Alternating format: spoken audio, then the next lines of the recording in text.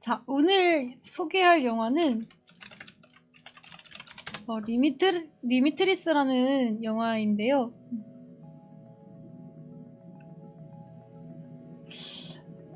이 영화는 2012년도에 개봉한 영화이고 미국 영화 105분이라는 러닝타임을 가지고 있습니다. 감독님은 닐 버거라는 분이시고요.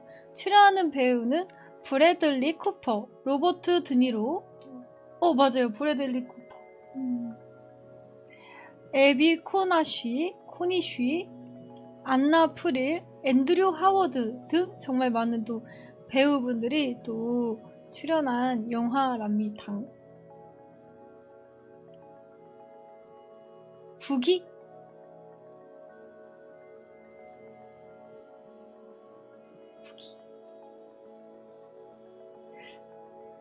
부기가 뭐예요?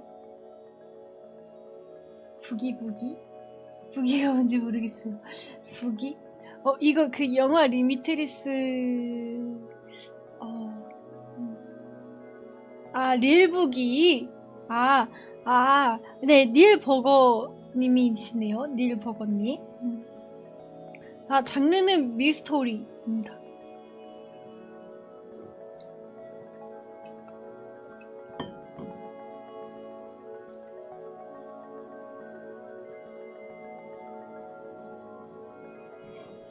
어이?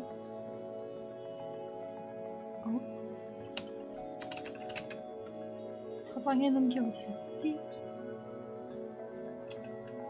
카카오톡 잠깐 켜놔야겠다.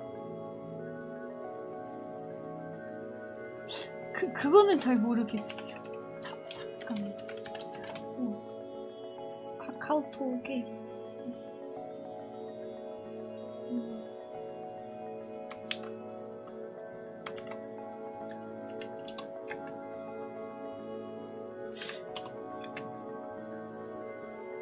네, 30초만 잠시만요.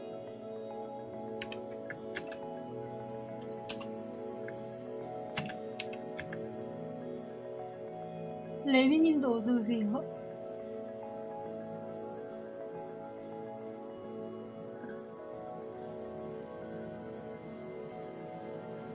예, 맞아요. 이름 적어놓은 게 다 없어져가지고.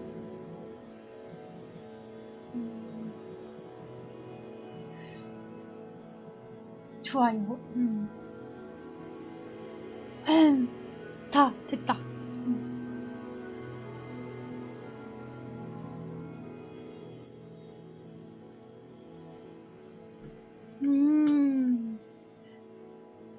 소재가 좀 독특하죠.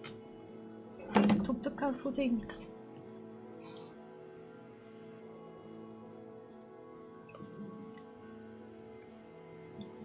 사람들에게는 작가라고 소개하고 다니지만 N년째 글 쓴다는 핑계로 백수 생활을 이어나가고 있는 남자가 있습니다. 바로 여기 뒷모습만 보이는 에디라는 남자인데요. 그는 자기를 작가라고 얘기를 해도 단 한 줄도 쓰지 못한 채 그렇게 시간만 허비하고 있었어요.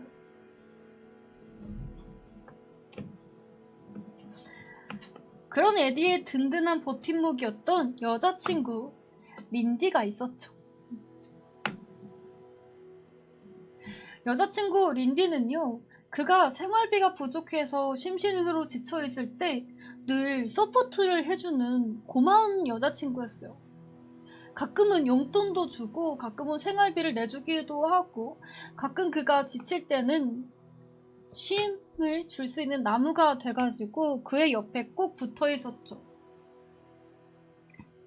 하지만 이제는 더 이상 버틸 수가 없었는데요.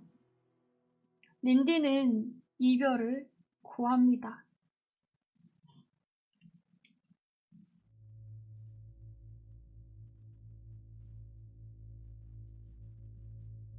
그렇게 에디와 린디는 이별하게 되는데요.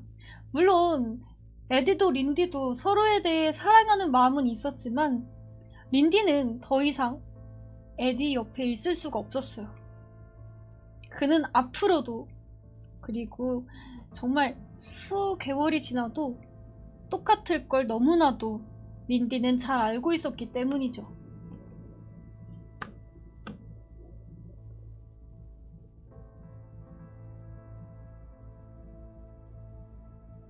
그렇게 여자친구와 헤어지고 길을 걷고 있는데 누군가 반갑게 에디를 부르는 거예요. 바로 9년 만에 처음 만난, 정말 오랜만에 만나게 된 처남 버논이었어요. 처남이 제약회사 컨설팅을 하고 있다면서 에디에게 정말 반갑게 대화 좀 나누자고 이야기를 해요. 에디는 사실 처남이랑 대화를 나누고 싶지 않았어요.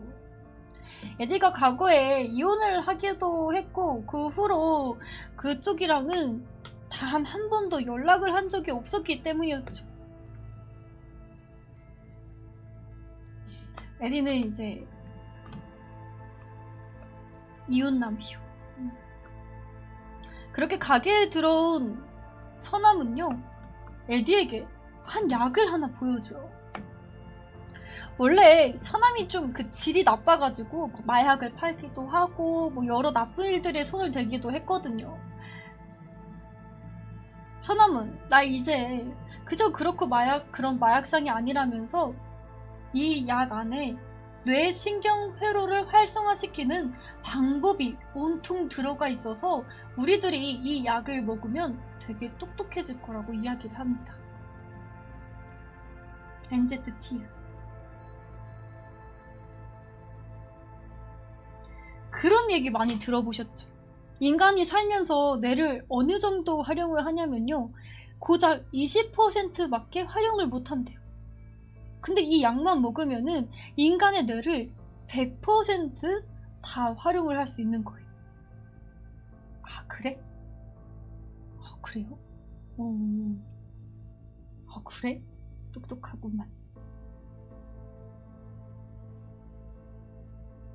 바로 요렇게 생긴 약이었는데요. 우선 찜찜하지만 에디는 이 약 하나를 가지고 집으로 갑니다. 이게 자세히 보면은 비닐봉지 안에 되게 동그랗게 투명한 알약이 하나 들어가 있어요. 요렇게 생겼어요. 요거 보이시죠?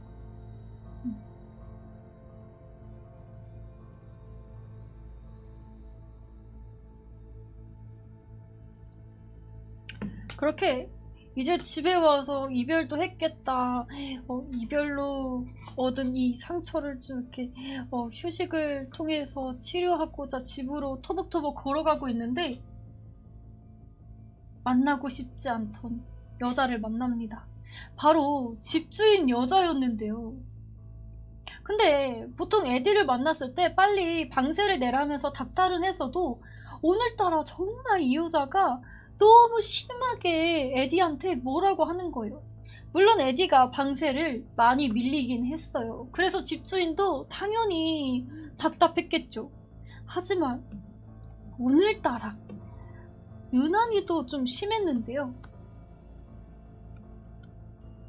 그러나 에디에겐 오늘 조금 다른 점이 하나 있었습니다. 바로 처남이 준 이 약을 덜컥 먹어버린 거였어요. 사실 에디는 이 처남이 약을 줬을 때 좀 찜찜한데 싶다가도 내 인생 뭐 더 나빠질 거 있나 싶은 마음에 그냥 알약 하나를 덥석 집어 넣었는데요. 그렇게 한참을 여자 잔소리를 듣고 있었던 에디는요, 갑자기 세상이 좀 다르게 보이기 시작합니다. 평소 같았으면 잠자코 이 여자의 잔소리를 들으면서 죄인이 되어가고 있었겠지만 오늘따라 에디는 유난히도 정신이 맑았어요. 그리고 너무 관찰력이 뛰어나서 이 여자가 가지고 있는 가방을 들여다보게 되는데요. 이 여자의 가방에는 한 책이 한 권 들어가 있었어요. 에디는 이 책을 보고 그 여자가 로스쿨에 다니고 있는 학생이라는 것을 유추해내기도 하고요. 이 여자가 오늘 기분이 나쁜 것은 아마 이 로스쿨을 다니고 있는데 뭔가 잘 풀리지 않아서 유난히 기분이 나쁘다라는 것까지도 관찰하고 추론해내기 시작합니다.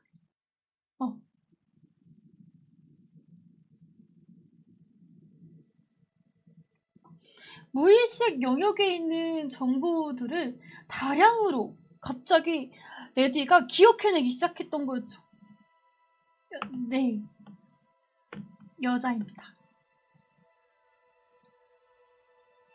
에디는 정말 능숙하게요. 여자에게 혹시 당신 로스쿨 다니는 학생인데 논문을 어떻게 쓰는지 지금 걱정이냐고 물어보면서 내가 도와줄 수 있겠다라고 하고 여자를 방으로 들여보냅니다. 그리고 그 둘은요, 정말 45분 만에 대작을 써내요. 논문이 45분 만에 완성됐는데 여자가 하루 종일 머리를 쌓아내고서 고민하고 있었던 내용보다 1000만 배는 좋았어요. 여기서 그치지 않고 둘은요, 잠자리까지 하게 돼 있는데요. 에디가 위기를 기회로 만들게 된 거죠.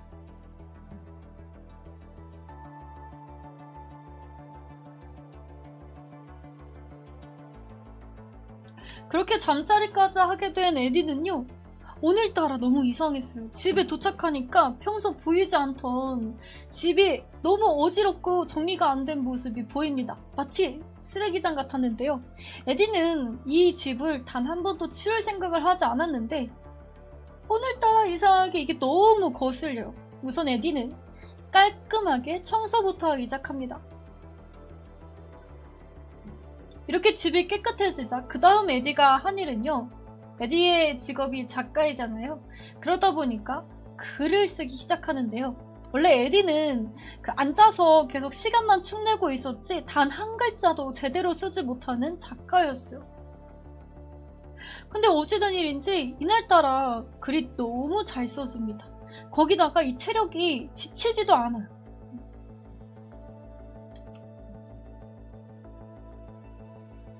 어느 정도 글이 완성된 에디는요, 편집장에게 자기가 쓴 글을 보내기도 하는데요. 거기에 이제 제발 제가 쓴 글 3페이지까지만 읽어주세요 하면서 그 글을 보냈는데 편집장이 웬일인지 너무 재밌다면서 나 지금 이 글을 읽고 있는데 이거 왜인지 너무 잘 썼다면서 에디에게 막 칭찬 퍼레이드까지 날려요. 그리고 당장 에디에게 혹시 이 전화를 받으면은 꼭 좀 전화 달라고 이야기를 하는데요.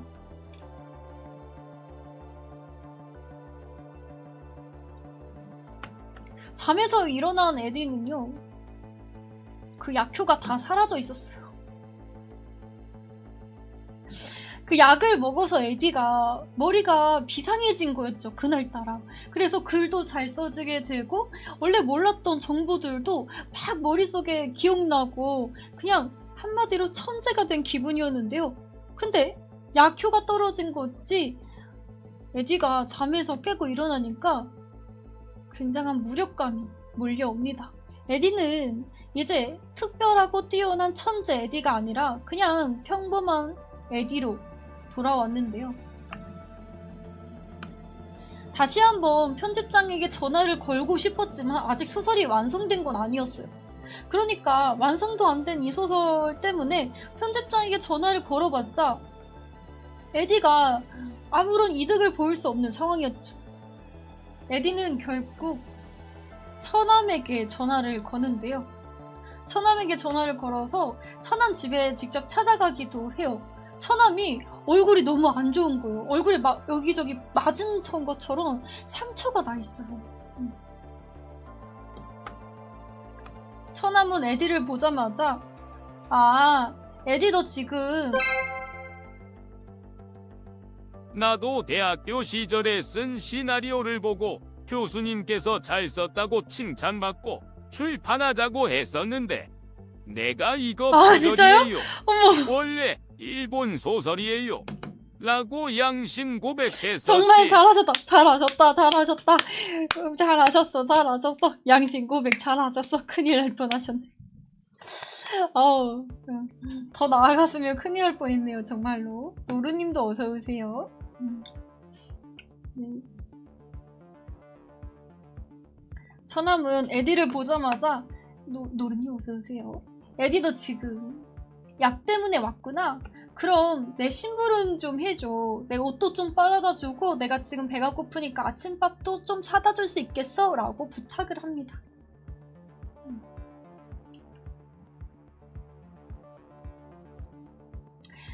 처남한테 이런 심부름을 부탁받는 거 솔직히 기분이 나쁘잖아요? 하지만 에디는 아무렴 뭐 어때 이 약만 얻을 수만 있다면 다시 천재가 될 수 있다면 이 정도 심부름쯤이야 얼마든지 해줄 수가 있었어요. 그렇게 처남의 심부름을 다 한 에디가 아침밥까지 사가지고 다시 처남 집의 문을 여는데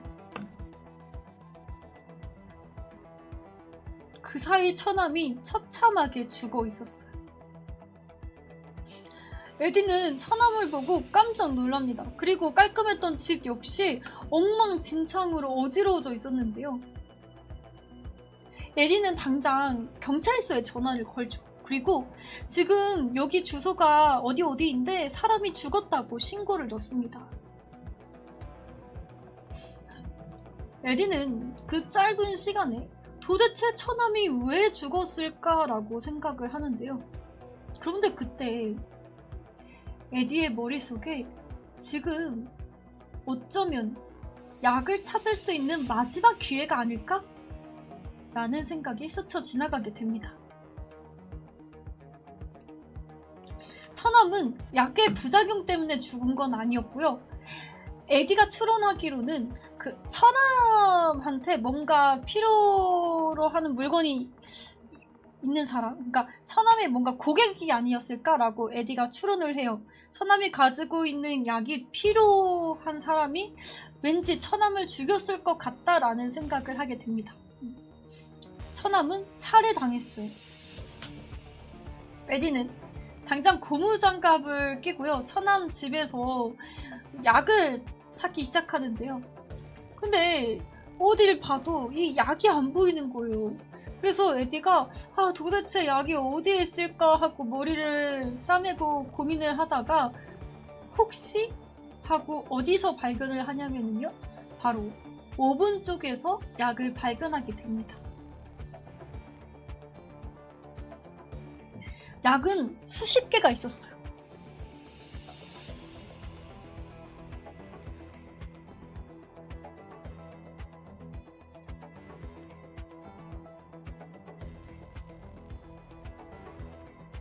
이 약만 있으면 에디는요 이제 무서울 게 없었어요.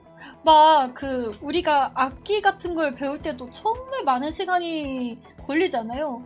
에디는 이 음악 같은 거, 피아노를 배우는 것도 정말 금세 배웠고요. 공부도 막 책 한 권만 읽으면 다 머릿속에 들어와요. 심지어는 책을 읽지 않아도 그 전에 들었던 수만 가지 정보들 이것만으로도 에디가 모든 언어가 되기도 하고요. 그냥 그야말로 걸어다니는 컴퓨터와 같은 상태가 되어버립니다. 모든 그냥 스쳐 지나가는 정보들. 또 이 약만 먹으면은 자신감도 폭발합니다. 평소에 에디는 이렇게 사교적인 사람이 아니었는데 어느 순간 에디 곁에는요 유식한 에디와 친구가 되고 싶은 사람들이 바글바글했어요.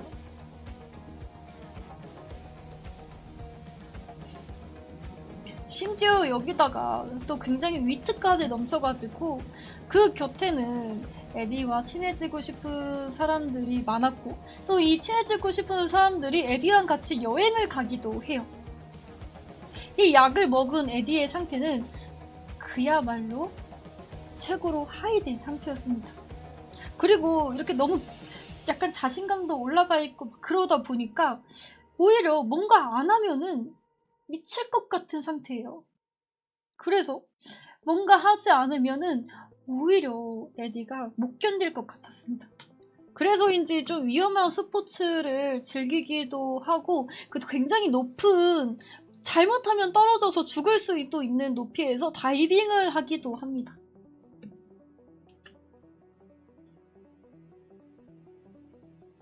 야스도 하겠죠.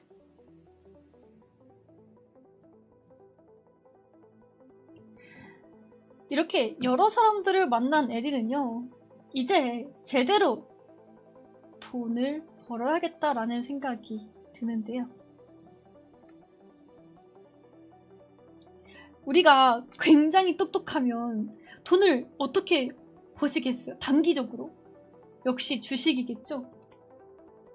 근데 에디에게는 사실 현금이 많이 없었어요. 그렇다고 대출이 나오지도 않았어요. 그래서 이 사채업자를 찾아가가지고요.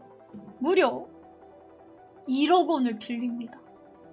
처음에 에디는 이 사채업자에게 돈을 빌리는 게 쉽진 않았어요. 에디가 이게 주식이 내가 이것저것 한번 보니까 이런 식으로 하면 잘 될 것 같아요 라면서 지금까지 수익 난 것들을 막 보여주면서 브리핑을 하기도 하는데, 사채업자는 이 브리핑은 듣지도 않고 에디가 지금까지 수익 낸 게 너무 말도 안 되는 현황들이어서 에디가 작전주라고 오해를 합니다. 그 덕분에 에디가 무려 1억 원을 그냥 빌릴 수가 있었어요.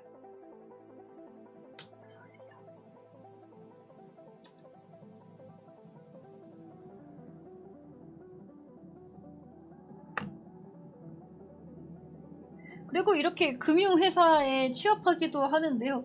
여기서 에디가 약을 평소보다 2배 이상을 더 먹어요. 그러다 보니까 학습 능력이 그냥 빛의 속도만큼 성장을 해버립니다. 그의 통장은요, 어느새 20억 원이라는 굉장히 큰 돈이 쌓여 있었는데요. 이 1억이 불과 1주, 2주 만에 완전 대폭 상승하게 된 거죠. 심지어 이 회사에 오래 다니고 있었던 금융회사 직원들도 에디가 사는 이 주식이 너무 말도 안 되게 수익을 내니까 다들 이 에디가 뭘 사는지 예의주시하고요. 그가 주식만 샀다면은 너 이거 도대체 왜 사는 거야? 라고 물어보기도 합니다. 그럼 에디는 이거 왜 사는 거야? 라면서 이유를 딱 이야기해 주는데 또 그 모든 게 에디의 설명대로 맞아떨어져 갔어요.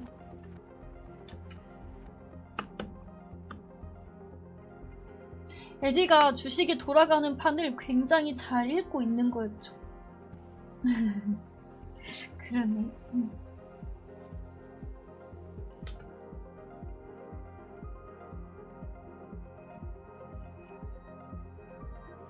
그 다음 에디가 한 일은요, 바로 헤어진 과거 연인 린디를 잡는 거였죠.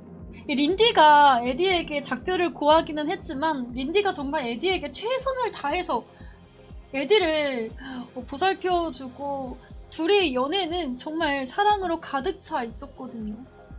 그렇게 둘은 뜨겁게 재회합니다.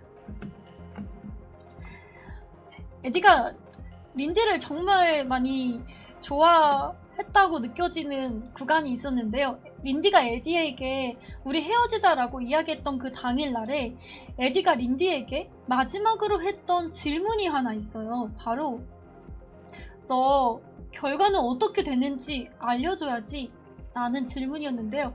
이날은 린디가 승진을 해서 편집장이 되느냐 아니면은 승진을 못하느냐 그 갈림길에 서 있었던 날이었어요. 그래서 에디는 헤어짐을, 이별을 고하는 그 자리에서도 린디가 승진을 했는지 안 했는지가 정말 궁금했는데요. 이때 린디가 승진했다고 하자 앤디가 이렇게 슬며시 미소를 짓기도 해요. 그녀의 그 일이 잘 풀리자 진심으로 좋아해 주었던 거였죠.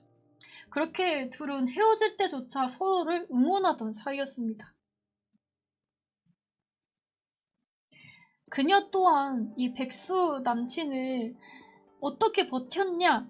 라고 이제 사람들이 물어보면요. 린디는 그냥 그를 사랑해서 버텼다 라고 질문할 정도로 에디를 사랑했어요.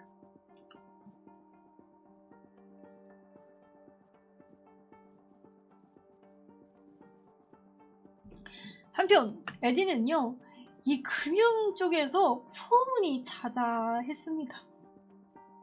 그가 만지는 주식마다 대박이 나버리니까 이 에디가 몸담고 있는 직장에서 에디를 굉장히 좋게 봤던 상사가 이 친구 진짜 거물이다 라고 생각을 해가지고 칼이라는 굉장히 잘 나가는 그 금융 쪽에서는 거의 뭐 엄청난 좀 이렇게 살아있는 전설 같은 존재이신데 이 칼이라는 남자를 소개시켜 줍니다.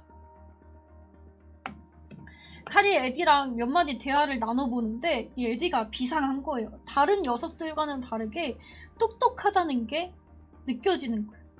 칼은 에디에게 그 서류 같은 거를 던져주면서 이 서류를 보고 너 어떻게 생각하는지 좀 말해봐라 라고 물어보는데요. 에디가 이제 한참을 서류를 이렇게 넘겨보면서 당신은 지금 합병을 고려하고 있는 것 같다라고 칼이 듣고 싶은 대답을 해줍니다. 칼.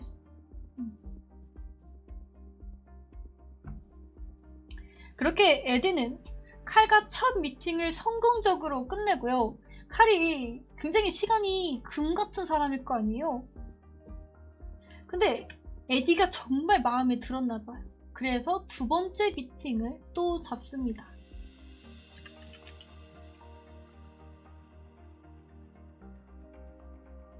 에디는 이제 너무 신이 났어요. 이제는 노는 물이 달라졌으니까요. 도대체 이 약으로서 내가 어디까지 오를 수 있는지 너무 기대가 됐는데요. 내가 어떤 자리까지 갈 수 있을까? 정말 앞이 창창대로인 것 같았죠. 근데 문제가 하나 생겼습니다. 어느 순간 필름이 끊기는 거예요. 우리가 가끔 술을 너무 많이 마시면은 필름이 막 끊겨가지고 막 1차 잠깐 어디 가 있다가 2차 어디 가 있었던 것 같은데 3차 집에 어떻게 왔지? 이렇게 되잖아요. 딱 그런 상태였어요. 에디가 그 중간중간 정말 조금씩은 기억이 나기는 하는데 무려 18시간의 그 공간이 붕 떠 있었어요. 그래가지고 전날 밤 내가 뭘 하고 돌아다녔는지 제대로 기억이 나지 않는 거예요. 이게 바로 약의 첫 번째 부작용이었죠.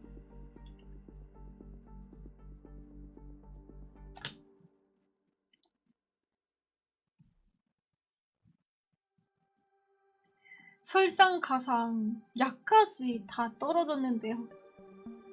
오늘은 정말 중요한 그 살아있는 전설 칼과 미팅을 하는 날이었어요. 근데 이 똑똑한 모습을 보여줘야 되는 바로 이때 약이 떨어진다는 건 에디에게 너무 치명적인 일이었죠. 에디는 아프다는 핑계로 칼을 만나고 싶지 않았어요. 그래서 이 칼을 소개해준 상사에게 전화를 걸어가지고 나 오늘은 너무 아파, 몸이 안 좋아, 나 그래서 칼을 만날 수 없어 라고 이야기를 하는데 상사는 네가 아파서 기어가든 어쨌든 무조건 칼을 만나라고 내 얼굴에 먹칠하지 말라면서 에디를 압박하기 시작합니다.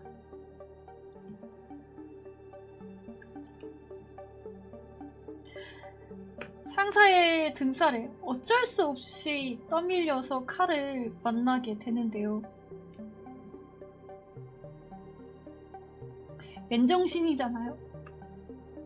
에디가 어제는 분명히 이제 칼의 질문에 되게 또랑또랑하게 총기가 넘치는 눈으로 잘 대답을 했는데 오늘은 이 살아있는 전설 칼의 대답에 꿀먹은 벙어리가 되고요. 칼이 무슨 얘기를 하는지조차 알 수가 없었어요.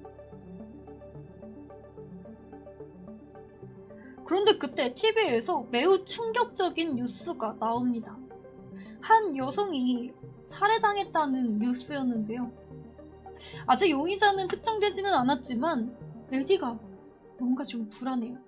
저 여자 제대로 잘 기억은 나지 않지만 어젯밤 분명 만났던 여자 같거든요. 심지어는 어젯밤 함께 잠자리를 나눴었던 기억이 얼핏 나는 거예요. 에디는 순간 내가 혹시 이 약을 먹고 제대로 기억은 나지 않지만 사람을 죽였을 수도 있을까? 라는 불안감이 엄습해 옵니다. 더 이상 칼과 마팅을 할 수 없었던 에디는요, 갑자기 속이 너무 안 좋아져가지고 바깥으로 뛰어나가면서 막 오바이트를 하기 시작해요. 그리고 그대로 칼과의 미팅을 독단적으로 끝낸 뒤에 이 약에 대해서 알아보기 시작하는데요. 에디가 가지고 있었던 것은 처남의 고객들 수첩이었어요. 누가 이 처남하고 이 약을 거래했는지 적혀있는 그런 수첩이었는데요. 여기 적혀있는 사람들에게 한 명 한 명 전화를 걸기 시작합니다. 근데 이 전화를 걸었는데 좀 이상해요. 여기 적혀져 있는 대부분의 사람들이 다 죽거나 혹은 아프거나 둘 중에 하나였어요. 그제서야 에디는 덜컥 겁이 나기 시작합니다. 그리고 이 약을 이미 에디가 너무 많이 복용을 했잖아요. 그래서 이 약에 대해서 제대로 알고 있는 사람이 필요했어요.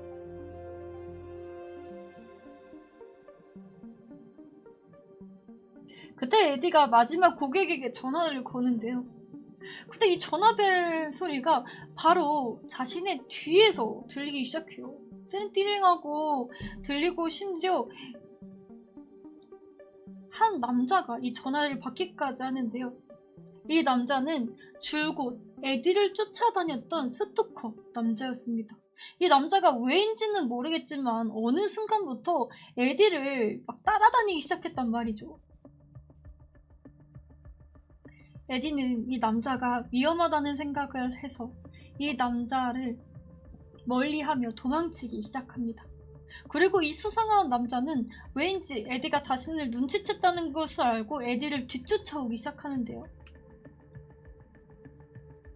정말 다행히도 에디가 이 남자에게서 다행히 도망을 쳐요. 그래서 이 남자가 눈앞에서 에디를 놓쳐버리고 맙니다.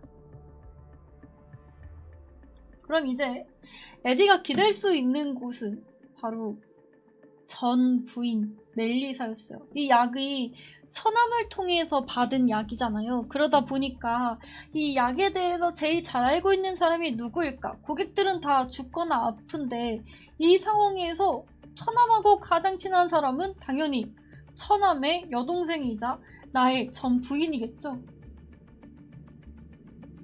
에디는 멜리사에게 전화를 겁니다.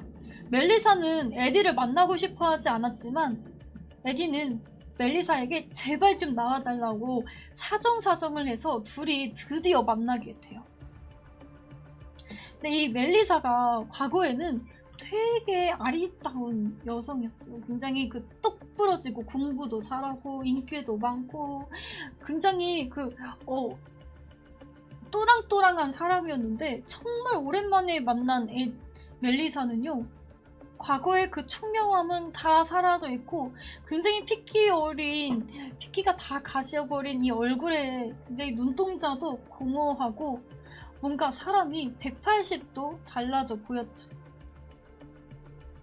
알고 보니까 멜리사도 이 약을 복용한 거였어요. 멜리사가 드디어 이 약에 대해서 설명을 해주는데요. 이 약은 사람을 비정상적으로 똑똑하게 만들어주는 약이에요. 근데 그만큼 부작용도 극명하게 있었습니다.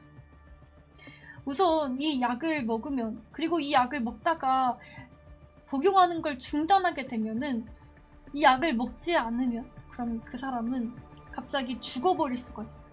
그래서 무조건 약을 한 번에 끊는 건 말도 안 되고요. 만약에 끊을 거라면은 서서히 끊어야죠.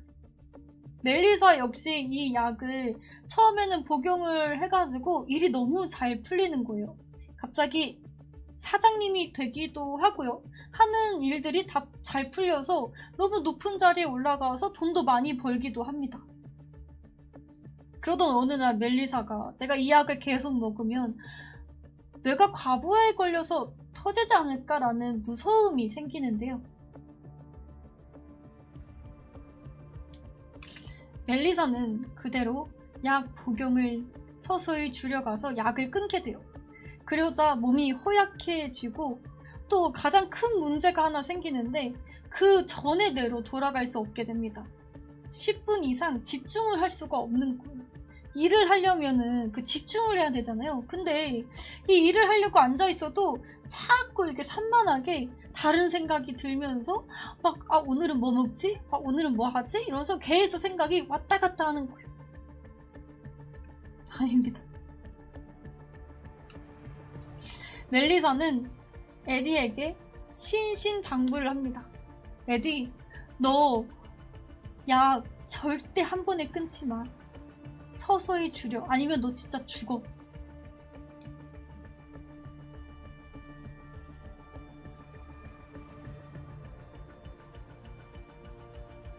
한편 에디는요, 이제 빨리 집에 가야 됐어요. 물론 집에도 약은 없었죠. 우선은 집에 가서 생각 정리를 해야 되는데요. 그런데 그때 사채업자를 만나게 됩니다. 그것도 바로 집 앞에서. 에디가 약 부작용 때문에 기억이 오락가락 하잖아요. 그러니까 이 사채업자에게 돈을 줘야 되는데 그 주는 날짜를 깜빡해가지고 이 돈을 못 준 거예요. 그러니까 사채업자가 화가 머리 끝까지 나가지고 에디 집 앞에서 잠복을 하고 있다가 집으로 들어가는 에디를 발견한 거였는데요.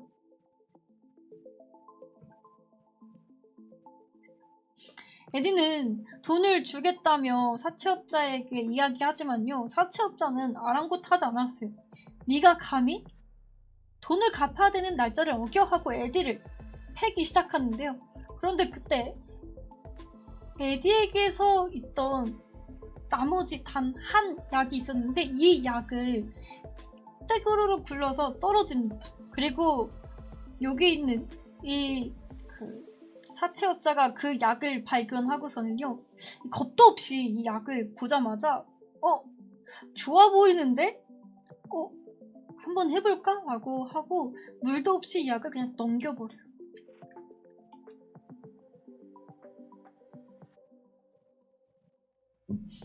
사채업자는 에디에게 이거 무슨 약이야? 라고 물어보는데 에디는 그냥 이거 그냥 뭐 아스피린이야 라고 대충 얼버무리고서는요, 그에게 갚아야 되는 돈을 이체시켜줍니다.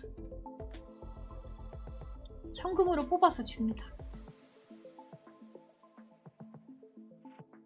근데 이 에디가 오늘 약도 제대로 먹지 못해서 지금 몸이 굉장히 나빠지고 있는 상태예요. 그 마약 같은 것도 사실 갑자기 한 번에 끊어버리면 사람이 좀 되게 아프다고 하잖아요. 이 약도 좀 마찬가지였어요. 이 약도 에디가 갑자기 이 먹던 양이 안 들어오니까 그런지 점점 정신이 쇠약해지고 막 몸도 열이 난 것처럼 아파오기 시작하고 상태가 영 좋지 않았습니다.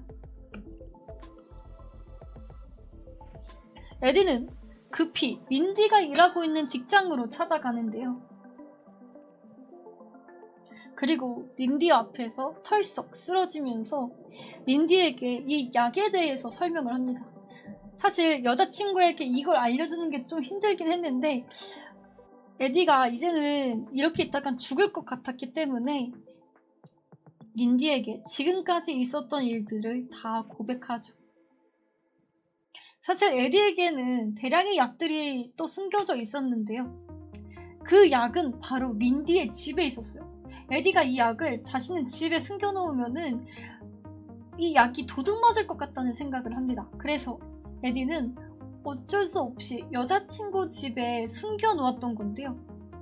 에디는 린디에게 이 약을 가져다 달라고 이야기를 하고요. 린디는 지금까지 있었던 이야기를 듣고 정말 깜짝 놀라요. 하지만 이 남자친구가 죽어가고 있는데 당연히 여자친구로서 이 약을 가져다 줘야겠다고 생각을 한 린디는요, 어쩔 수 없이 집에 가서 이 약을 가져다가 택시를 타고 에디가 있는 회사로 찾아갑니다.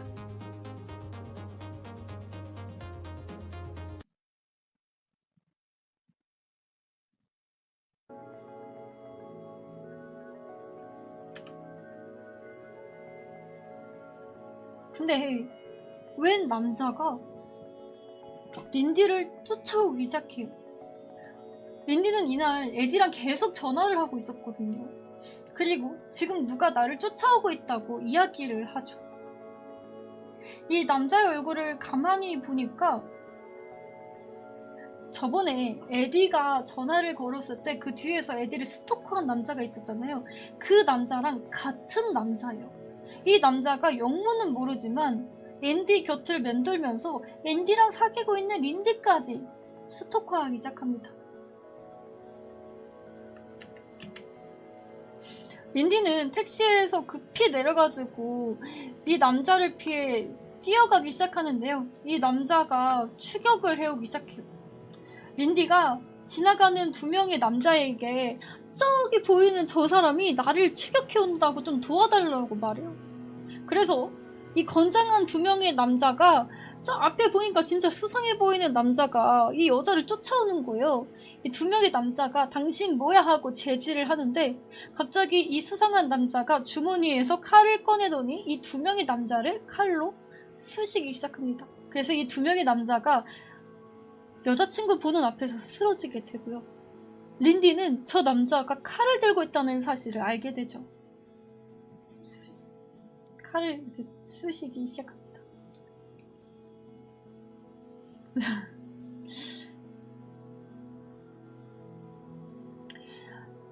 이때까지도 린디는 에디에게 전화를 하면서 이 지금 상황을 설명을 하고 있었어요.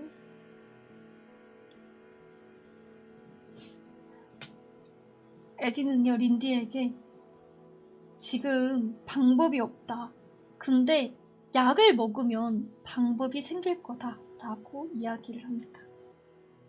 처음에 린디는 무슨 얘기인지는 잘 못 알아들었지만 어쨌든 약을 먹으라고 하니까 너무 급한 마음에 약을 우선 하나를 먹어요. 그리고 정확하게 30초 뒤에 어떻게 해야 되는지 머릿속에 그려지는데요. 우선 린디의 눈앞에는 스케이트장이 펼쳐져 있었어요. 그리고 남자는 그 칼을 들고 있었죠. 칼 든 사람은 아무리 건장한 운동선수라고 할지언정 절대로 몸싸움을 하는 게 아니잖아요. 린디는 전속력으로 남자를 피해 스케이트장으로 뛰어갑니다. 아니요. 그리고 이 남자가 자신 곁으로 왔을 때 그 한 스케이트 탄 꼬마애를 번뜩 들어가지고요. 이 꼬마애가 스케이트 날이 굉장히 날카롭잖아요. 그 스케이트 날을 남자의 얼굴에다가 휙 그어버려요. 이렇게 아이를 안아가지고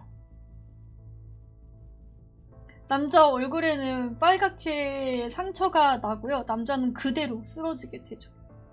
그렇게 린디는 이 남자를 피해 도망을 가는데요. 다행히 이 꼬마애는 다친 건 없었어요. 정말 다행히. 주위에서 깜짝 놀라서 어머 이게 무슨 일이야 하면서 꼬마애 괜찮은지 봤는데 꼬마애는 전혀 다행히 다치지 않아서 너무 다행이었습니다. 안 날카로워? 아니면 반동 때문에 됐나? 영화에서 됐을지도.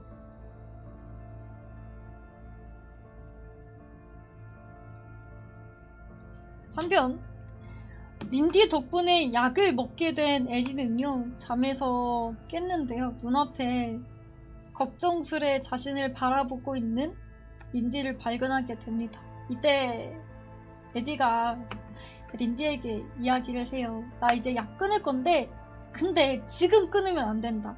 우리가 잘 먹고 잘 살기를 최대한 마련해 놓고 그 다음에 내가 약을 끊겠다 라고 이야기를 하는데요. 린디가 그 약을 먹은 너는 너가 아니다. 나는 그 계획에서 빼주라 라고 하고 다시 한번 에디에게 이별을 고합니다. 그리고 약만 먹으면 무적이 되는 그 남자 에디 곁을 떠나가게 되죠.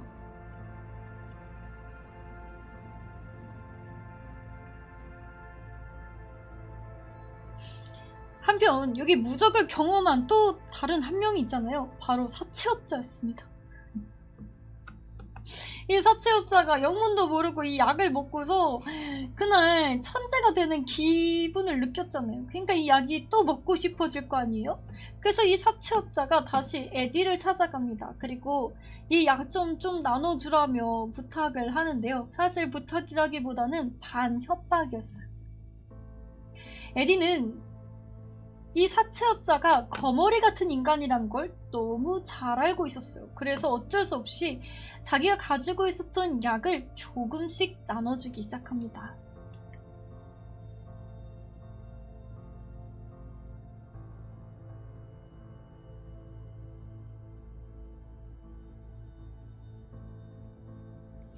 한편 에디가 이제 이 약이 없으면은 본인이 어떻게 망가지는지 이 부작용에 대해서 너무 잘 알고 있었어요. 그래서 에디는 한 연구원을 찾아갑니다. 그리고 이 연구원에게 내가 이 약 성분표랑 똑같은 약을 만들고 싶은데 6개월 안에 이 약과 똑같은 성분으로 약을 만들어낸다면 내가 20억을 주겠다라고 지를 봐요. 처음에 이 연구원은요, 사실 이 약이라는 게 그냥 막 만들어서 먹으면 되는 게 아니고 이 임상실험도 해야 되고 사실 부작용이 없으려면 정말 여러 과정을 거쳐야 되잖아요. 그래서 처음에는 조금 어려울 거라고 이야기를 했다가 이 20억이 넘는 돈을 주겠다는 에디의 말을 듣고서는 눈이 띠용하고 번쩍 뜨입니다. 그리고 어떻게 해서든지 이 약과 똑같은 성분으로 약을 만들어내겠다고 다짐을 하죠.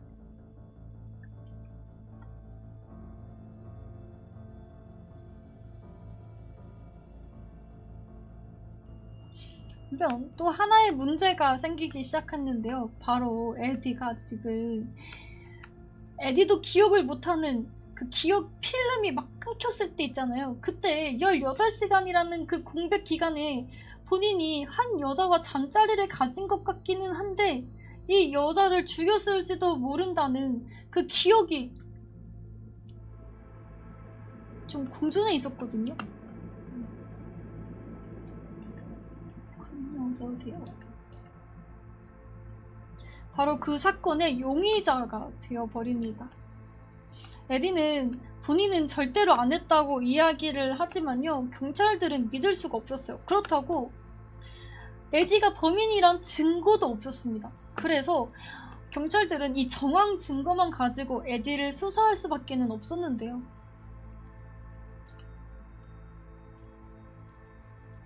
에디가 손 놓고 그냥 바라만 볼 수는 없었죠. 그래서 엄청 유명한 변호사를 고용을 해가지고 이 사건을 해결해 나가려고 노력을 합니다. 그리고 이 변호사 덕분인지 아니면 정말 정황 증거가 부족해서 그래서 이 제대로 된 증거가 없기 때문에 이 정황만 있어서인진 모르겠지만 에디가 정말 다행히도 범인으로 이제 끌려가진 않아요.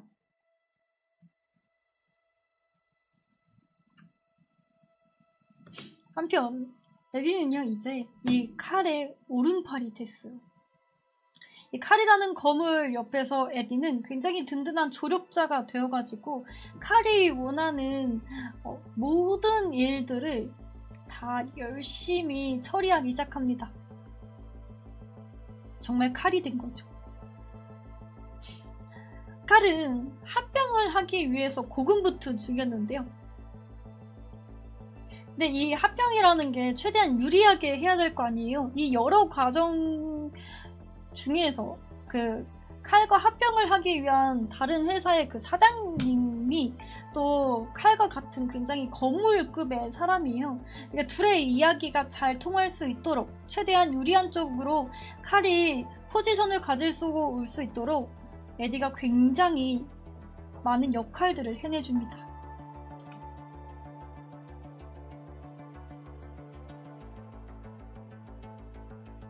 그렇게 많은 이야기들이 지나가고 이제 두 회사가 합병을 하는 날이었어요.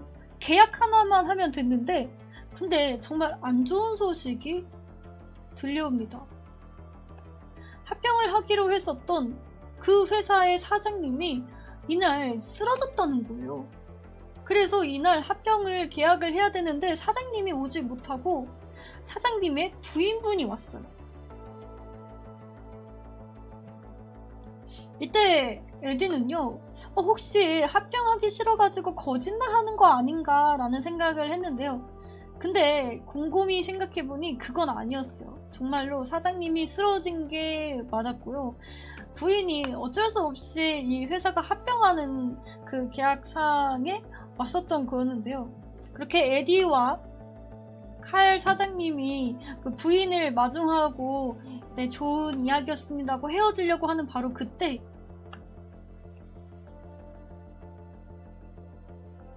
부인 옆에서 서포트를 해주고 있는 비서가 바로 자기를 스토커했었던 남자라는 사실을 깨닫게 됩니다. 그때 린디가 이렇게 스케이트 날로 남자의 얼굴에 흉이 나게 했는데 그 흉이 버젓이 이 남자의 얼굴에 가로로 그어져 있었죠.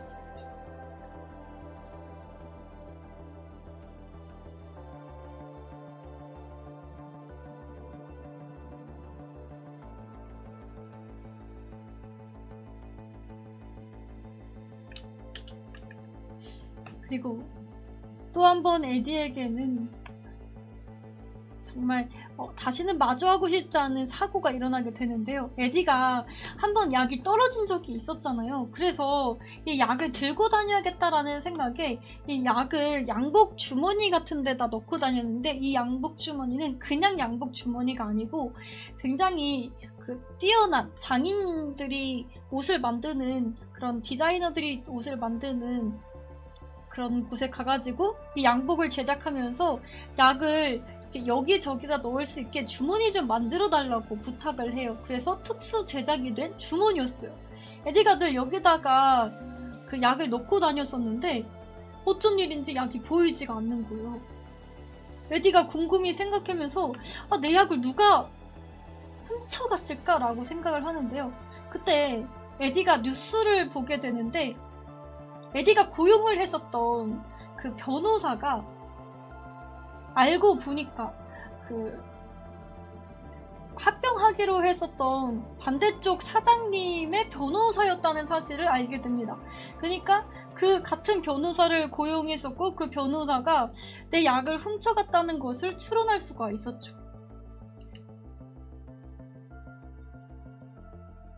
네, 이중 고용이었어요.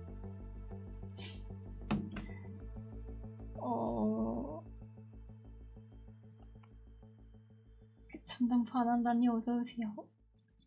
이게 왜 그 반대쪽에 있었던 사장님이 그 에디를 약간 사람을 써가지고 그 얼굴에 흉터가 난 사람을 써가지고 스토커 하면서 쫓아다니라고 시켰는지, 그리고 왜 같은 변호사를 고용해서 굳이 에디 곁에서 이제 에디가 약을 가지고 있는 것을 알고 있었고 에디가 잠시 방심할 때 약을 훔치라고 시켰는지, 이 모든 것들은 단 한 가지로 연결이 되는데요. 바로 그 사장님이 에디와 마찬가지로 약을 복용하고 있는 복용자였었어요. 근데 이 사장님이 어떠한 이유로 이 약을 더 이상 복용할 수가 없는 거예요. 약이 더 이상 사장님에게 없었고 찾으려고 해도 약을 찾을 수가 없으니까 이 사장님이 에디가 약을 복용한다는 사실을 눈치를 챘고, 그래서 이 에디를 쫓아다니면서 에디의 약을 탐내고 있었던 거였죠.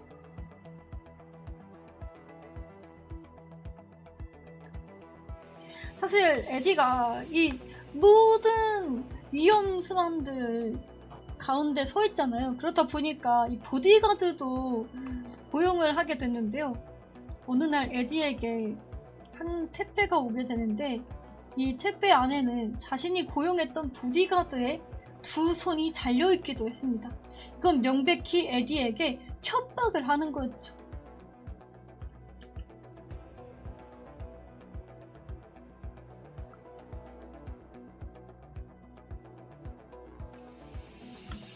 에디는 이제 너무 이 스트레스가 극에 달한 상황이었어요.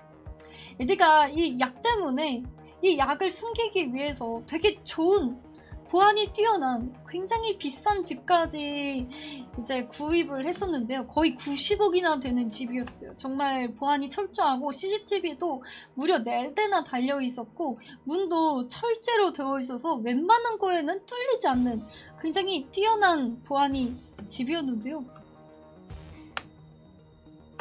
근데 이 집에 침략자가 들어옵니다.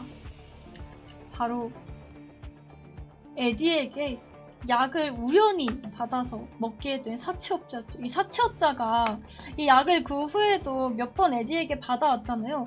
그러다가 에디에게 어느 날 또 약을 주라고 했는데 이 사채업자한테 에디가 더 이상 줄 약이 없다라고 이야기를 하니까 이 사채업자가 머리 끝까지 화가 난 거예요. 그래서 어떻게든 약을 얻기 위해서 자신의 똘망이들 둘을 데리고 와서는 이 집을 쳐들어가기 시작한 건데요.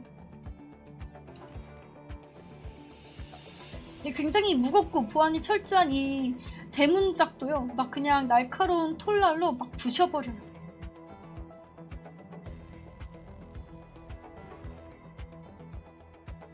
이때 에디는요, 어떻게 해야 될지 정말 감이 오지 않았어요. 그래서 사실은 에디가 난간에 서서 저들이 나를 죽이기 전에 내가 자살을 해야겠다라는 생각을 하게 됩니다.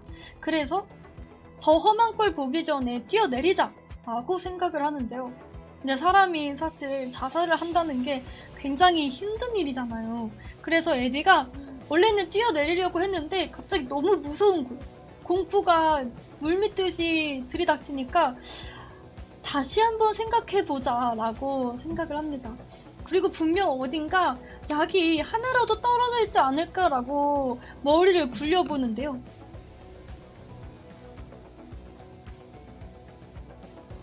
그런데 그 사이 사채업자가 에디의 집에 쳐들어와요.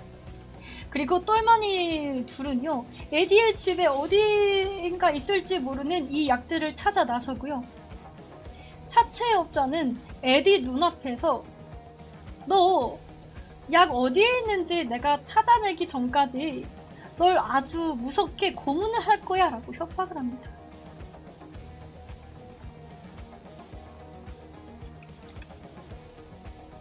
이때 사채업자가 에디 앞에서 본인이 가지고 있었던 이 알약을요, 이 사채업자는 좀 특이했어요. 에디는 그냥 먹어서 복용을 했잖아요. 근데 이 사채업자는 에디 보고 먹어서 복용하는 거는 하수나 하는 거라면서 이거를 어디 물 같은 데다가 타가지고 이걸 주사기에 꽂아가지고요, 이거를 그 혈관에다가 투입을 해요. 정말 그 약간 뭐라 해야 되지? 주사로 하는 마약 맞듯이 실제로 약을 녹여가지고 이렇게 투입을 하면은 더 효과가 오래 간다고 해요. 눈앞에서 이제 그 약을 투약을 하는 거예요. 이 남자가 이 약을 투약해서 천재가 다시 돼가지고 무적이 돼버리면 에디가 더 이상 아무것도 할 수 없잖아요. 에디는 그 짧은 시간에 이 남자가 약효가 돌기 전에 죽여야 된다고 생각을 해가지고요, 눈에 보이는 날카로운 칼 같은 걸로 이 남자 가슴팍을 찌릅니다. 정말 다행히 치명타를 입게 된 남자는요, 그 자리에서 쓰러져 죽게 되고요. 에디는 이제 나머지 두 똘마니만 처치하면 됐어요. 근데 이 나머지 두 똘마니를 처리를 하려면 평범한 에디가 이 두 똘마니, 거기다가 등치도 진짜 엄청 크고 힘도 엄청 세고 또 싸움도 엄청 잘하는 숙달된 보디가드들이었단 말이죠. 에디가 이들을 이겨야 된다면은 사실 방법은 약을 복용하는 수밖에는 없었죠. 근데 지금 약은 보이지 않고, 생각해보니까 이 눈앞에 쓰러진 이 사채업자가 흘리는 피에 약이 녹아 들어있을 거라고 생각을 합니다. 에디는 너무 망설여졌지만 생존을 위해서 어쩔 수 없이 이 사채업자가 흘린 피를 마시기 시작하는데요.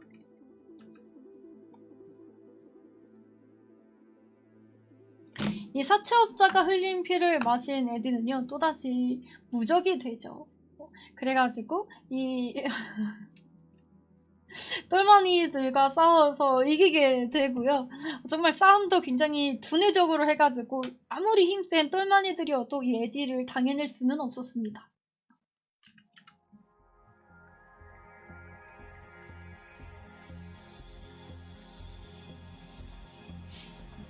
그리고 에디는요, 자기를 쫓아다니던 이 스토커 남자에게 찾아가요. 이 스토커 남자는 지금 전력을 다 상실한 상태였어요. 자기 상사가 실제로 죽었거든요. 죽은 이유는 약을 복용하지 못해서 죽었어요. 사실 이 사장님이 변호사를 시켜서 에디에게 약이 있는데 이 양복에서 약 좀 훔쳐서 자기한테 가져다 달라고 부탁을 했는데 이 변호사가 중간에 가로챈 건지 이 약이 사장님에게 가지 못했어요. 그래서 약을 복용하지 못했었던 사장님은 결국 죽어버리고 만 거였는데요. 에디는 이 사실을 이 스토커에게 알려주게 됩니다. 그리고 남자가 알고 있는 정보를 토대로 그 변호사가 가지고 있는 약이 어디에 있을지 추론을 한 다음에 이 약이 있는 행선지에서 약을 훔쳐가지고 본인이 약을 복용하게 돼요. 그러니까 다행히도 에디가 약을 먹지 못해서 죽는 그런 불상사는 사라지게 된 거죠.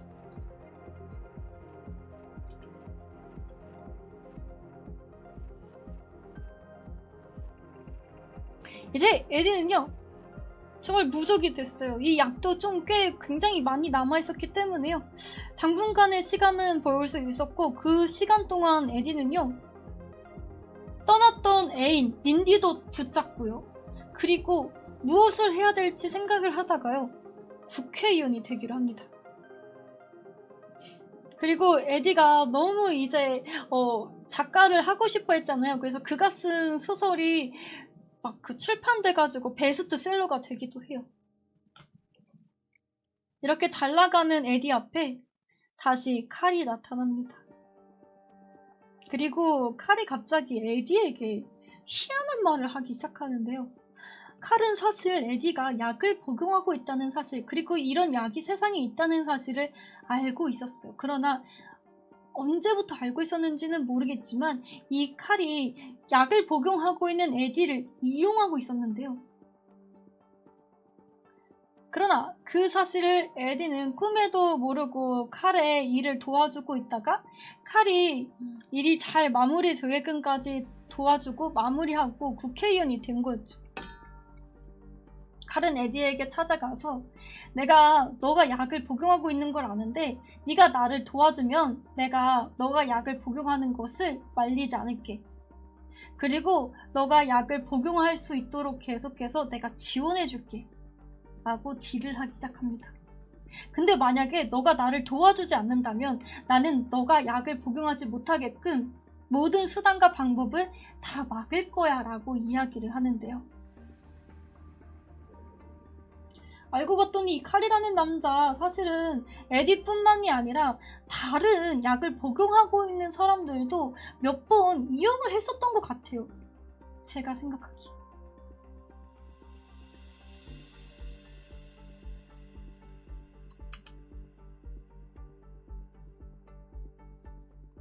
하지만 이제 에디는 더 이상 칼이 얘기하는 약이 필요가 없었습니다. 이미 그 짧은 시간 동안 에디는요, 이 약의 부작용을 다 없앤 새로운 약을 만드는 데 성공을 했고요. 이 약은 에디에게 부작용을 주지 않았기 때문에 칼의 이러한 협박도 먹히지 않았죠. 거기다가 에디가 이제는 부작용도 없으니까 이 칼이라는 작자가 더 이상 에디에게는 위험인물이 되지 않았어요. 아무리 뛰어난 전설적인 거물이라고 할지언정 천재 앞에서는 그냥 뛰어노는 꼬마아이나 마찬가지였죠. 에디는 칼에게 당신은 나와 싸울 준비가 되지 않았고 더 이상 나를 협박하는 그런 짓은 그만두라고 이야기를 합니다. 그리고 에디는 당당히 칼에게 한 방 먹이고는 그렇게 에디의 인생을 살아가기로 하는데요. 부작용이요? 에디가 아까도 약을 안 먹으면 죽는 거예요. 아프거나 죽거나. 네. 기억도 잃고, 너무 많이 먹으면 기억이 막 이렇게 날아가기도 하고. 그게 부작용입니다. 끝.